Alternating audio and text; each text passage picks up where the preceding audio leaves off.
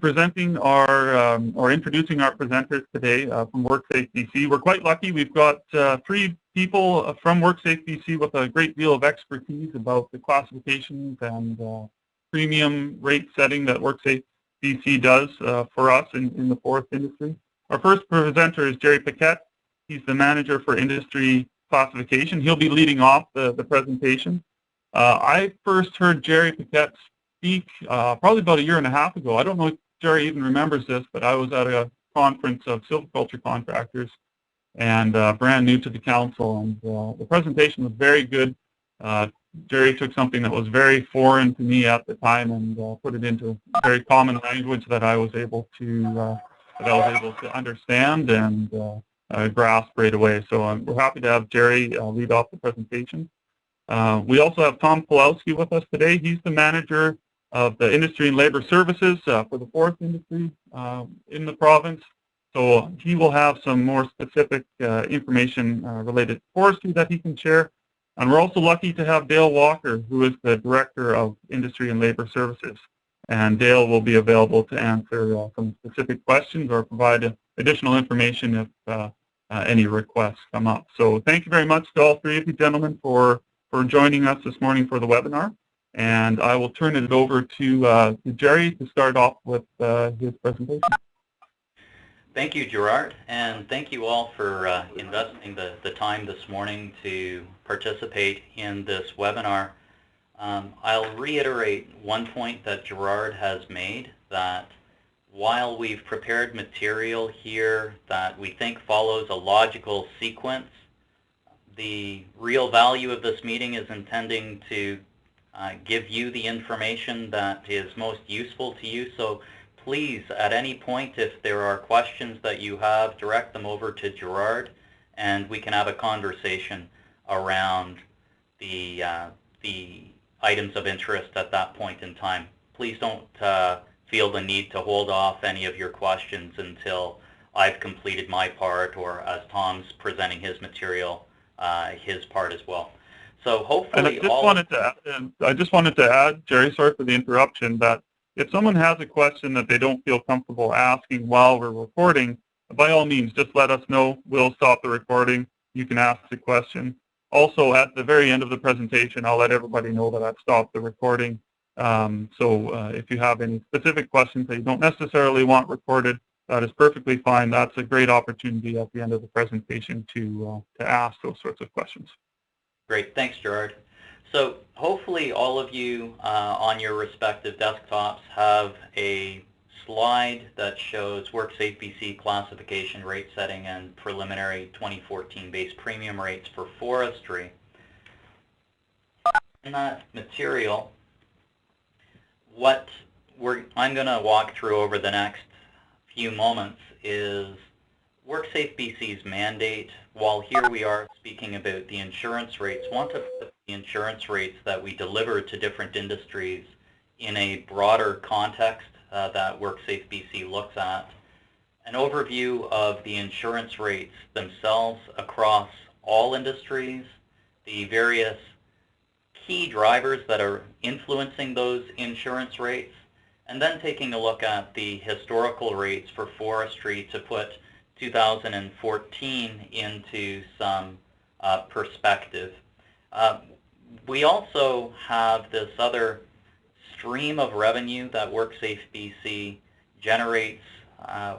We receive premium income from employers, but we also have returns on our investment portfolio. So I was going to speak a little bit about that towards the end of my slide deck.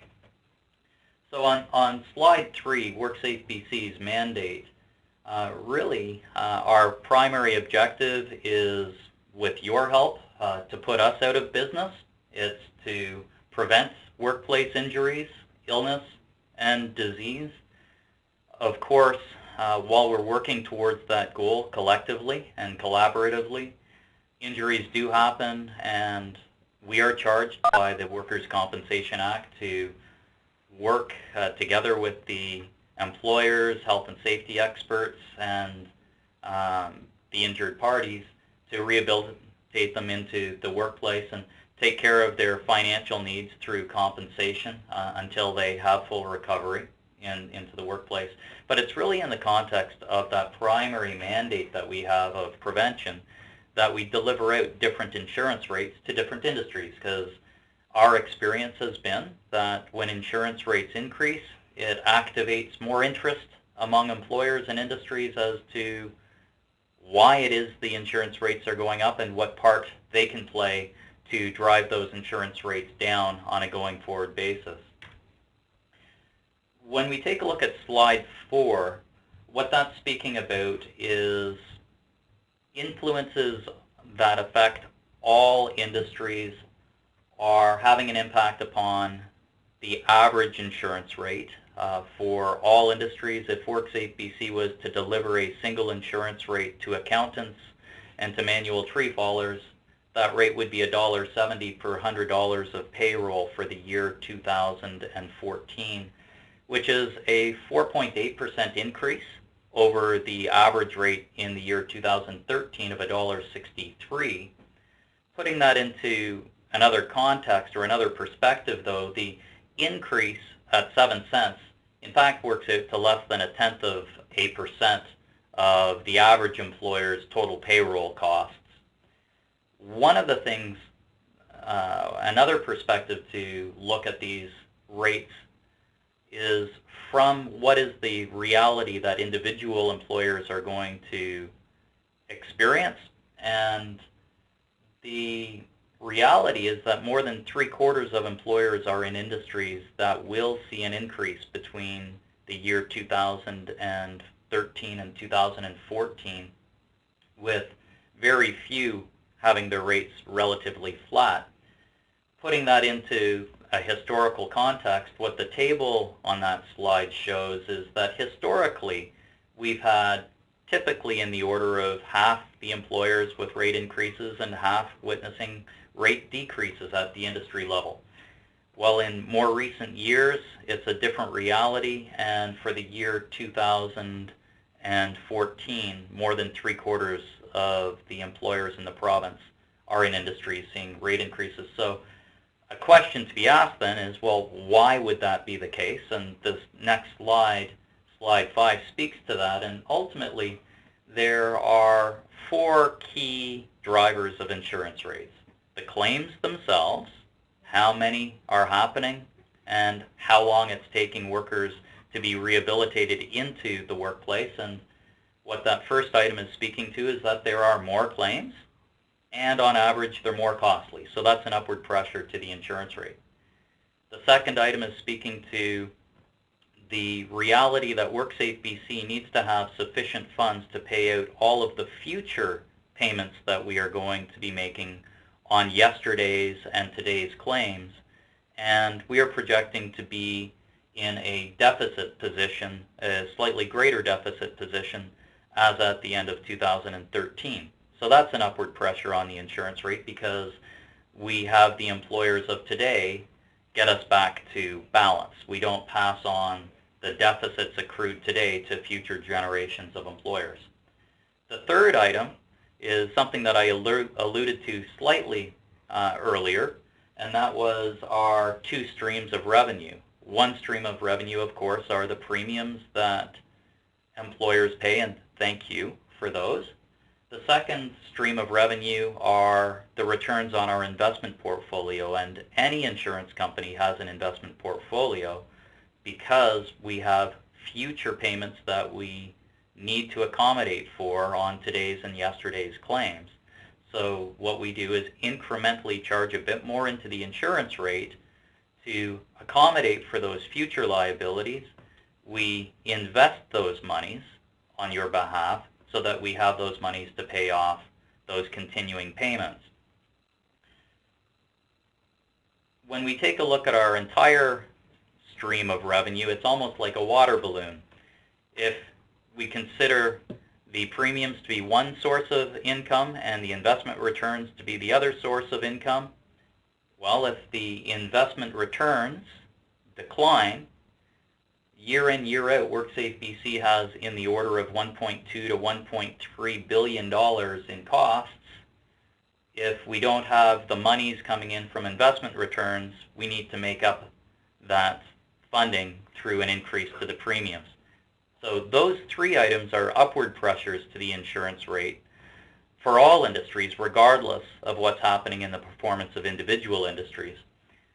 Given the reality of the magnitude of the increase that we're looking at and the volume of population seeing increases, our board of directors seriously looked at what insurance rates we should deliver to industries, and the first thing they did, against the long-standing practice of permitting rate changes to be as much as 20% from one year to the next, limiting the rate change to a maximum of 10% from one year to the next between 2013 and 2014.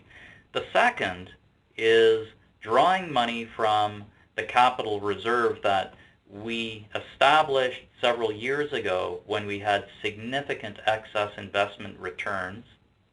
We used excess monies to offset the insurance rates, to pay part of the premiums on behalf of employers, but we also started building up a capital reserve to accommodate for significant financial impacts to our system arising from legislative change that might change the benefits that we need to make to injured workers, or to changes in the global financial markets.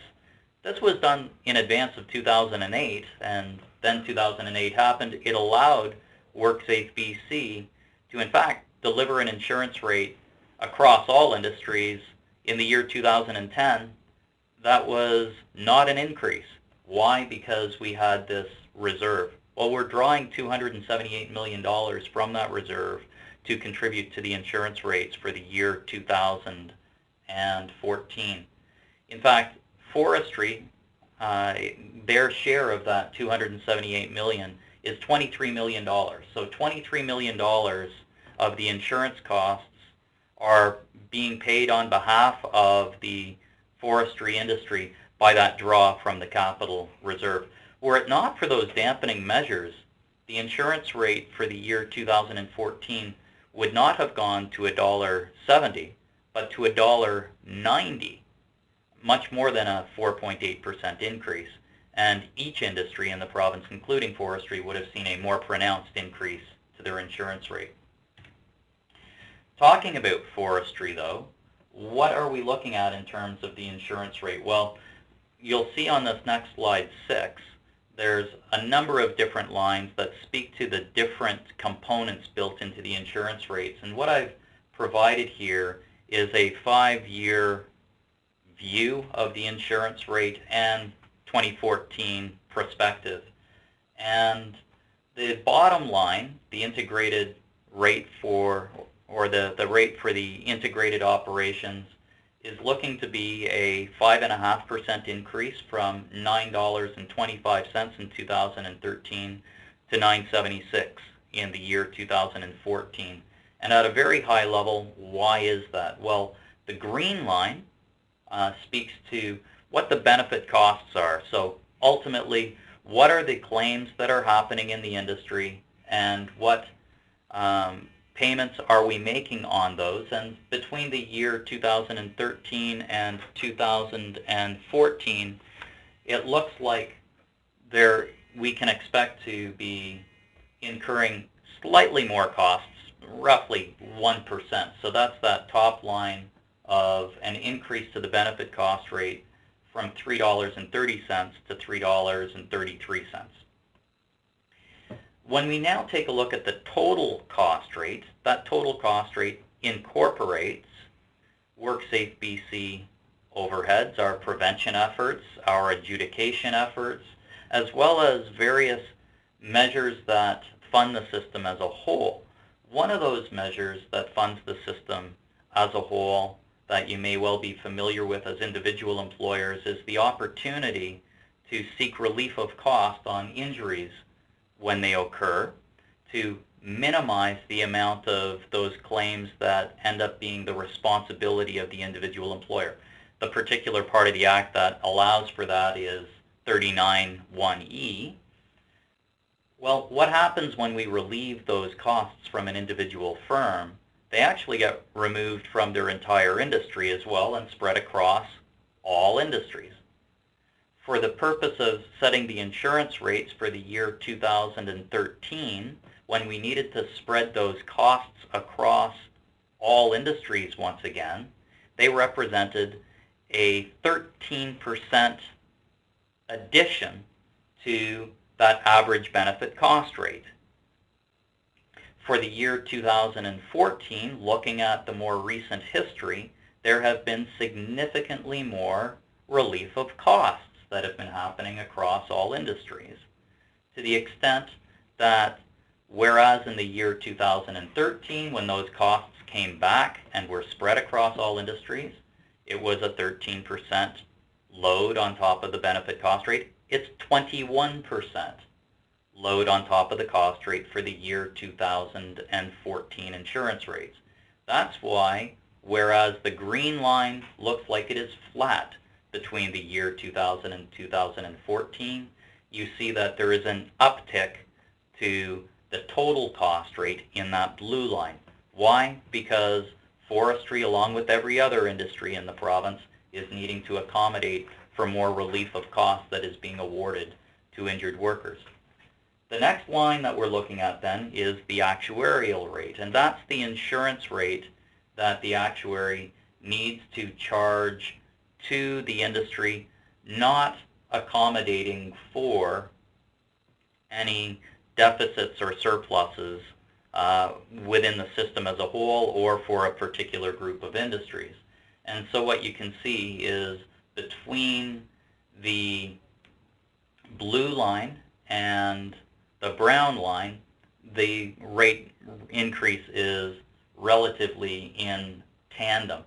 What the red line above the brown line represents is now the insurance rate that we are charging to integrated forest management. Well, what that is also now incorporating are any of the repayments that WorkSafeBC is making to the awards that have been given to the firms that have received certificate of recognition payments. So when we write a check for X thousands of dollars to a firm that has gone above and beyond compliance of the regulations for health and safety, that money needs to come from somewhere.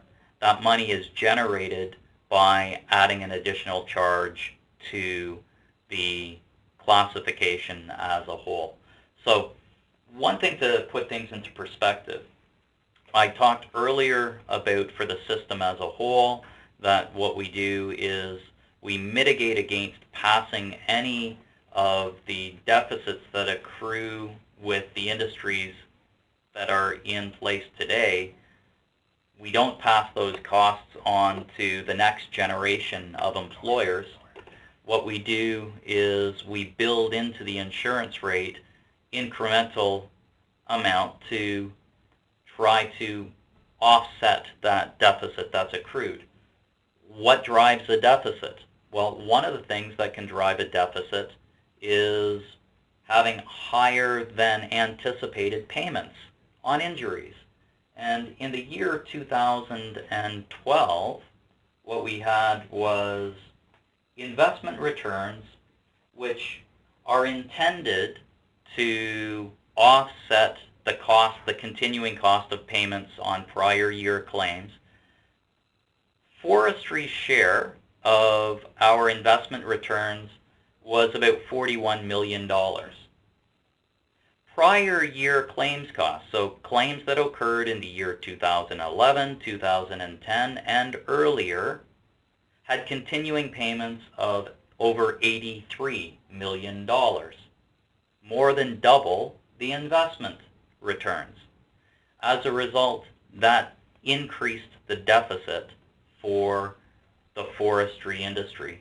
And as a result, what we're projecting is by the end of 2013 to have a deficit for the forestry industries of over $135 million.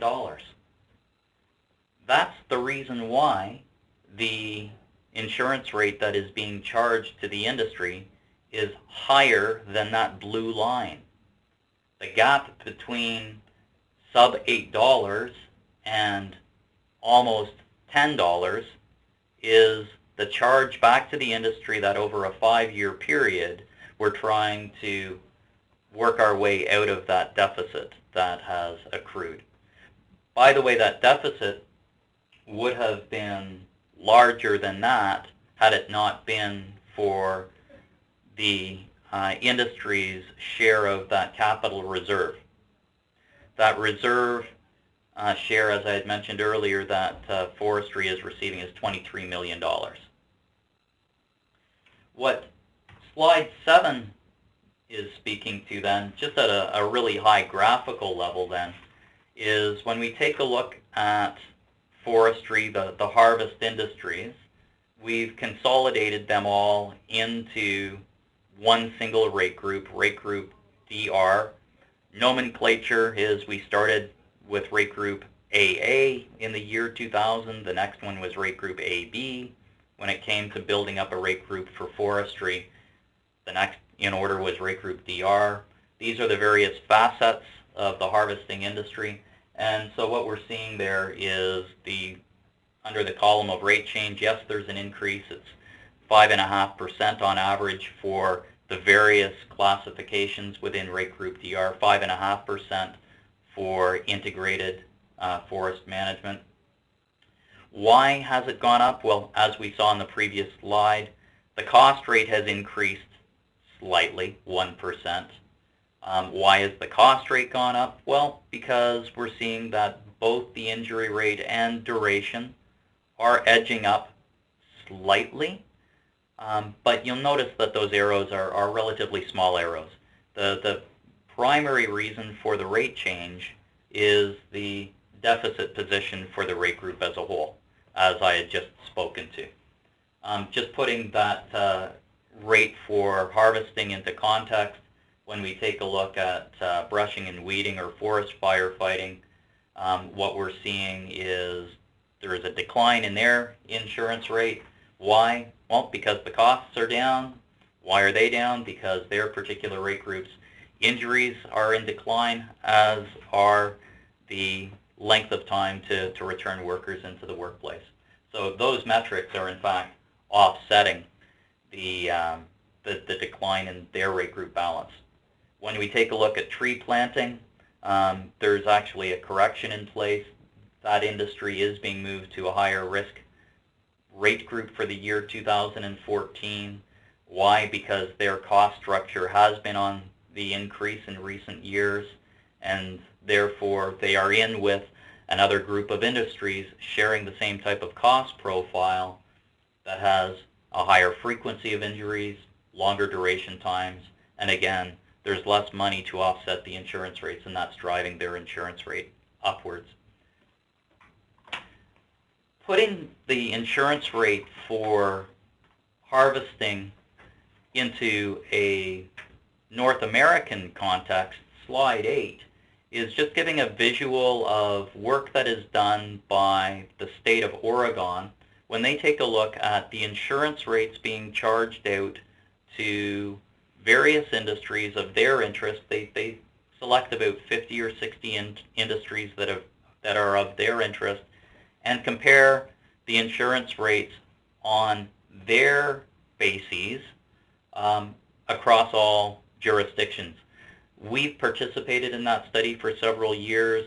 The study gets conducted every 2 years, so the most recent results show that whereas I think that's Minnesota offers out the lowest insurance rate in North America, British Columbia offers out an insurance rate that is highly competitive, in fact, lower than the vast majority of jurisdictions across North America.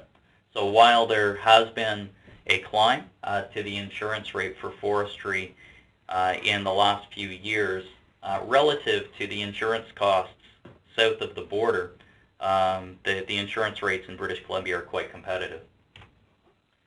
The last slide that I have for you on slide 9 just speaks to that capital reserve. And a couple of times I've mentioned that we built up that reserve at a time when we had excess investment returns. The purpose of that reserve was to dampen the financial impact of external financial influences on our system, to dampen the impact of those by lessening the impact on increasing insurance rates. And for the year 2014, what I've mentioned is $23 million from that reserve is coming to the forestry industry. When we built up that reserve, it was at a time prior to the year 2008 when exuberant investment returns were the norm. At that time, we looked at private insurers and saw that the Office of Superintendent of Financial Institutions requires banks and private insurers to have funding equal to at least 160% of their liabilities. Recognizing that we're not private, recognizing that we are a monopoly and have control of our insurance rates, we set a target of 137%. Recent experience over the last couple of years has had us revisit what that target would need to be downward. So we're not looking to target to build up our reserves to that level on a going forward basis. We're nowhere near there at the present time. So this is, in a sense, a theoretical concept, because in the last few years, just like in the year 2013 for the 2014 insurance rates, we're drawing from that capital reserve. We've drawn the last few years running and are projecting to do so for the next couple of years into the future as well. One of the points of assurance that we want to give to the forestry industry and to all industries is that when we look to build up that reserve on a going forward basis, it will only be at a time when we have excess investment returns. We will not increase the insurance rates to build up that reserve. What we will plan to do, as we have in the past, is if there are excess monies, we will use 75% of those to build the reserve, and we'll still use 25% of those excess monies to offset the insurance rates. Don't want to go into much further detail at present, other than to let you know that there will be more material on the capital reserve in the months to come on our website. And certainly if there are specific questions that anyone has around the capital reserve through Gerard or through other means, direct those questions my way and we'll certainly get those answers to you. At this point, though, I've completed the material on the insurance rate part of what we were wanting to share with the industry in this webinar.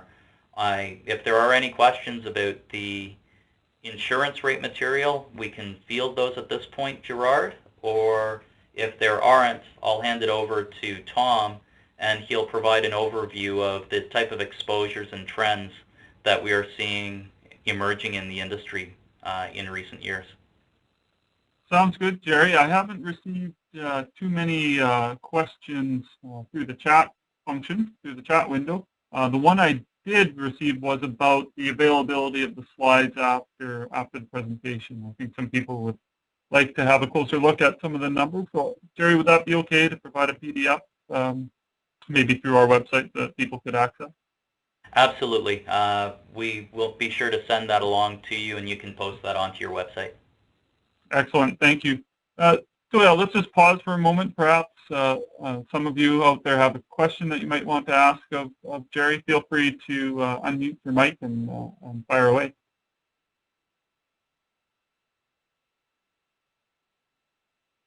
Okay, nothing currently. So why don't we turn it over to Tom? Okay, we'll just set up the other slide, get it running here for Tom, and make sure that we've got that visible. Hopefully everyone can now see a second slide, Forestry Industry Group DRO1. Yeah, it looks good, Jerry. Then I'll hand it over to Tom. Thank you, Jerry. Thank you, Gerard. Good morning, everyone. So to provide context for this discussion on insurance rates, we've compiled some statistical information on injury rates and claim costs pertaining to those classification units that make up the forestry industry group.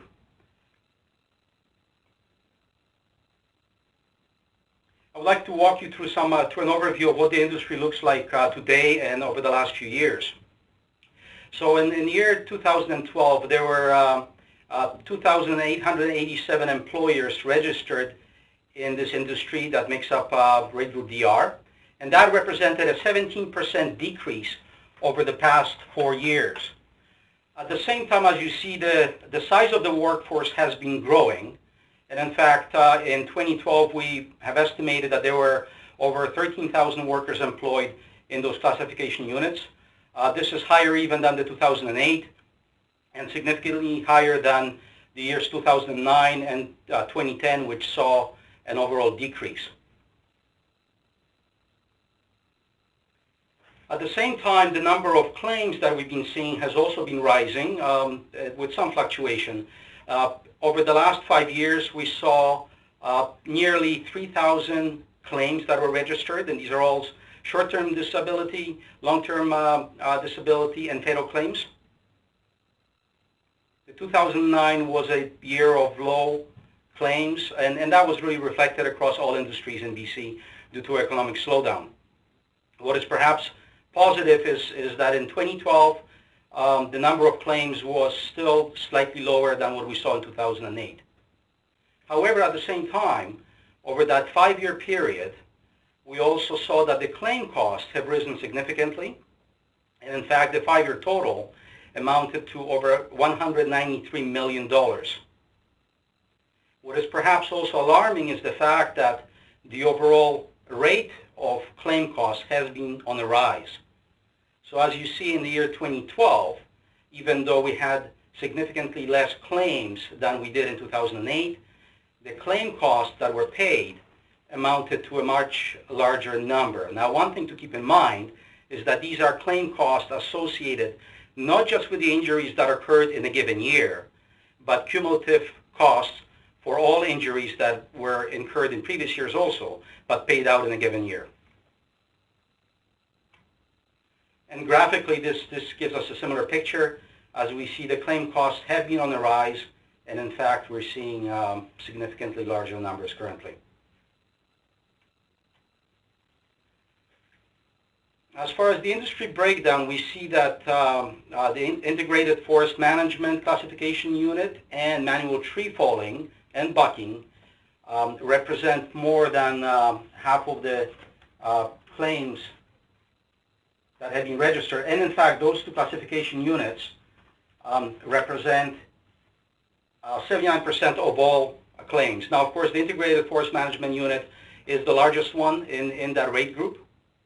And the manual tree falling and bucking classification unit, of course, is related to industry sector that is considered to be the most dangerous and resulting in the highest injury rates.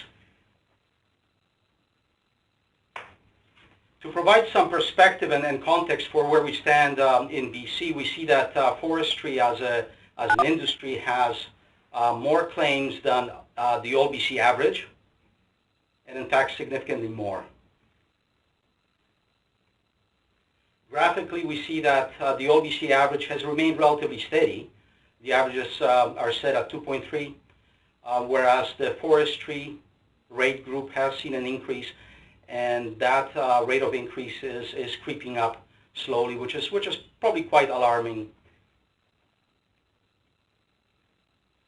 What is also alarming is the fact that the duration of our claims is significantly higher than that of other industries in BC. In fact, we average approximately twice as much time on an average claim as other industries do.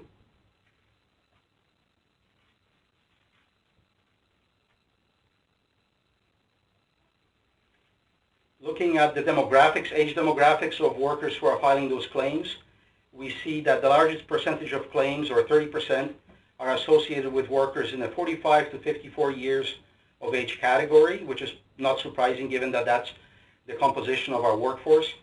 And we also see that mature workers, and those are workers aged 55 years and up, represent 24% of the total claims in the short-term duration, long-term duration, and fatal claims.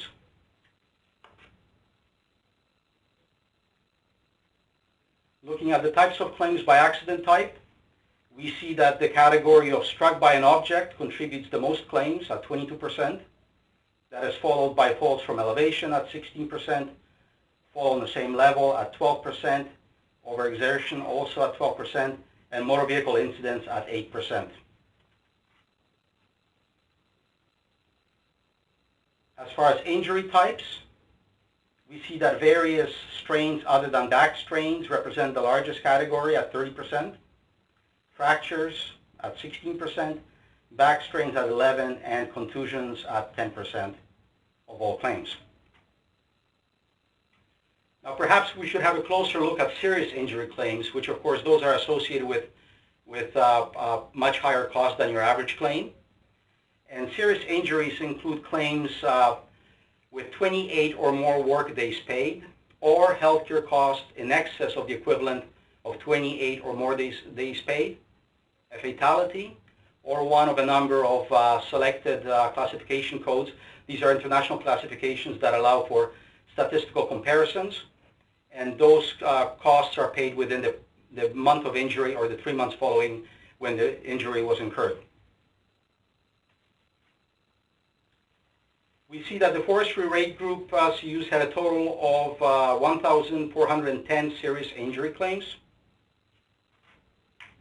And those serious injuries represented 57% of all claims. So just over half. But at the same time, they accounted for 95% of the claim costs that were paid to date. And serious injury claims were really very similar to your average claims, but of course the costs were higher. So struck by an object represented 26% of all claims, and fractures represented 30% of all injuries. Various strains other than back strains, 29%, back strains at 10%, contusions 7%, lacerations at 6%, and various other injury types representing 18%. So what do those serious injury claims look like? We've pulled a few samples just to give you a perspective. In the one case, a worker hopped down from the tracks of a feller buncher. He landed awkwardly and heard a snap right after that. The total cost of that claim was $390,000, and the total days lost amounted to 248 days. In another example, a worker was climbing up a log loader. The worker held onto a door which swung open and caused worker to fall off about 9 to 10 feet. The total cost of that claim was over $300,000, and total days lost 830. In another case, a chunk of cedar fell from a helicopter sling and struck a worker. The total cost of that claim was $460,000, and the total days lost amounted to 375 days. So as you see, those claim costs can really rise, and of course the time lost from work can also be very significant when we're talking about serious injuries.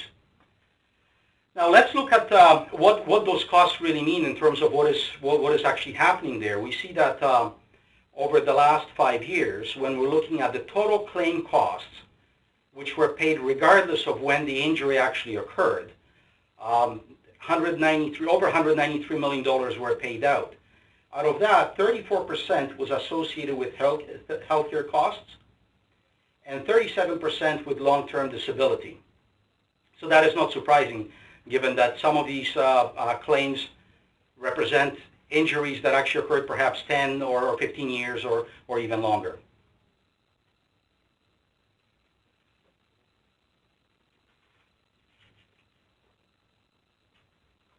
Now, out of that total of $193 million, $35 million represents claim costs that were paid in the year that the injury occurred. So these are more recent payments.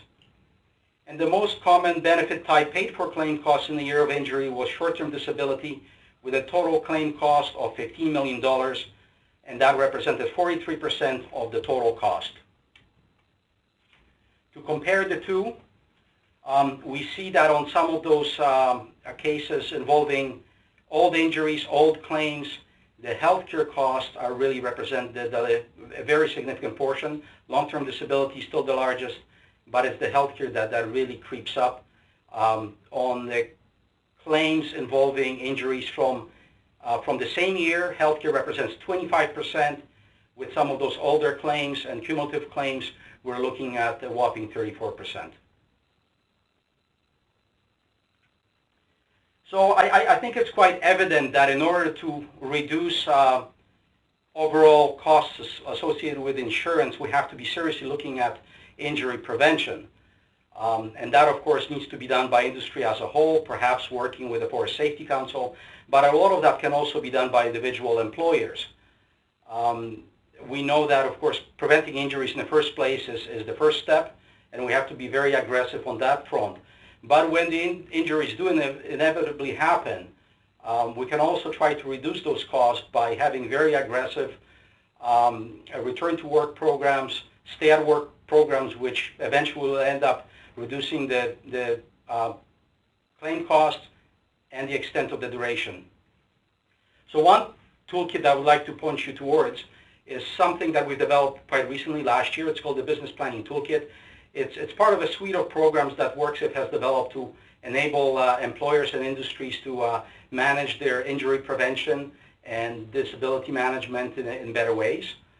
This is available from our corporate webpage.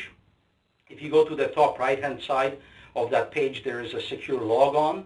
If you already have a WorkSafe account that you perhaps use for your assessment purposes, you can use that account number and your logon to enter and gain secure access.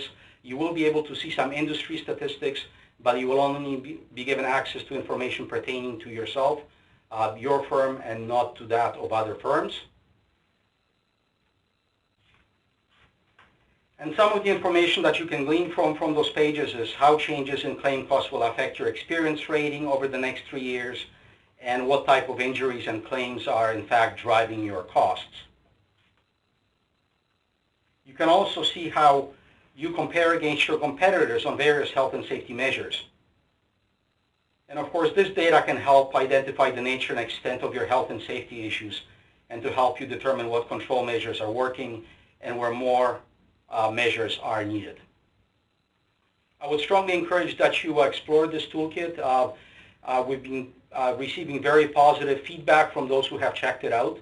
And while you are on our corporate webpage, I would also encourage you to explore a number of prevention resources that we have available for all industries, but of course forest industry has a number of toolkits that have been developed specifically for this industry. And are there any questions?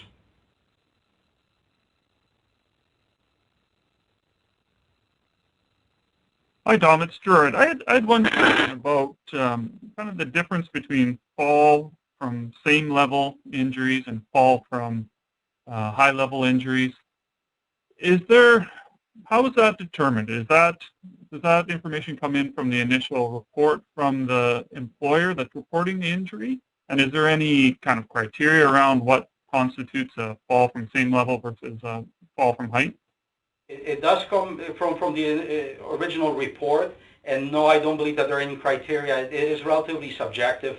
However, obviously, when we're dealing with falls from ladders, that would be classified as a fall from elevation, whereas somebody tripping and falling on the level ground or even in rough terrain would be classified as fall on the same level.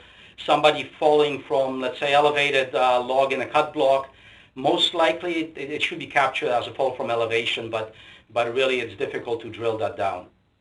Okay, so it is a bit subjective based on whoever's doing the reporting. They determine that in their mind based on the circumstances. That is correct. Now, a little bit more information is probably available if we drill it down, looking at specific occupations and specific classification units. And we have engaged in that exercise for prevention purposes. So we do have a little bit more, but it's not compiled statistically in forms of numbers for CU.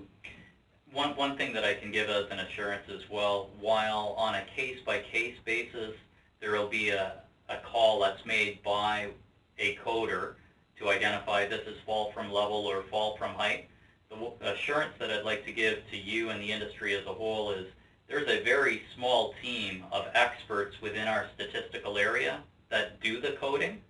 So they are very consistent in the manner that they go about making those decisions. So generally what we can rely upon is the information is sound when you're dealing with large numbers of employers. Yes, there can be some subjectivity, but the very same decision-making criteria informally are being applied by the same individuals that code all of the claims. Right. Okay. Thank you. One more question from me. I was wondering if we could go back to the definition of serious injuries, and you had briefly mentioned the ICD codes as being part of the criteria to determine whether it was a serious injury or not. Yes. Would you mind elaborating on what that means with the ICD code? What some examples might be that put an injury into that serious Codes injury? were established by the World Health Organization, and we follow the criteria used by other countries, other provinces to report on injuries, fatalities, natural diseases as well. And the ICD-9 codes follow the 9th revision of that classification system, which goes back a few years ago. And I believe there are about 275 of selected ICD-9 codes that we have determined that would be classified by us as constituting serious injuries. Dale Walker here, I can jump in. You will see things like fractures, head injuries, those kinds of things reflected in those ICD-9 codes. So they are those type of injuries that are potentially life-changing, right? A very major slice of an arm as opposed to a finger cut. Those kinds of distinctions are made within the ICD-9 codes so that those that are potentially life-altering are captured within those 275. Okay, that sounds good. Yeah, I was kind of after the examples, and it sounds like they're, those serious life-changing injuries. Good, thank you. I just have a question from Caleb about claims costs, and I'll just read it out to you guys. How much does the employer pay for claims they incur? For example, if we have $50,000 in claims in a year, do we pay it all back? In surcharges over time? Okay, this is Jerry. I'll take that one on. I think I need to provide a bit of context before giving the specific answer to the question, which is WorkSafeBC, although our primary mandate is that one of prevention and why it is we invest the time that we do in our prevention efforts and the type of material that Tom shares to try to activate opportunities to improve upon the workplace environment from a safety perspective. What we're talking about here is insurance. And so the notion that we work towards, as does any insurance company, is that we are working towards collecting sufficient funds equal to the type of costs that we incur and the costs associated with managing those claims at an entire industry level, not at an individual employer level. So you can imagine a smaller operation with $200,000 of assessable payroll may well pay us a few $1,000s in premiums year in and year out. Their workers may still have the exposure of a $50,000 claim. We certainly will not collect back over a 5-year or 10-year period necessarily from that employer the full costs of that particular claim. What we will do is recognize that the insurance we're providing works towards a collective liability role, and over a 5-year period, we collect the amounts of money to pay off the costs of injuries and the costs associated with managing those. So at an individual employer level, there is a distinct disconnect between the premiums that they are paying and the disbursements that WorkSafeBC is making when injuries occur to their particular workers. But when you aggregate that up to an entire industry level, our whole model works towards collect those sufficient funds to pay for the injuries that are occurring. Good. Thank you, Jerry, for that. Are there any more questions? You feel free to either unmute your mic to ask the question in person, or feel free to send me a chat message as well. What I'm going to do now is just stop the recording. That was something I promised.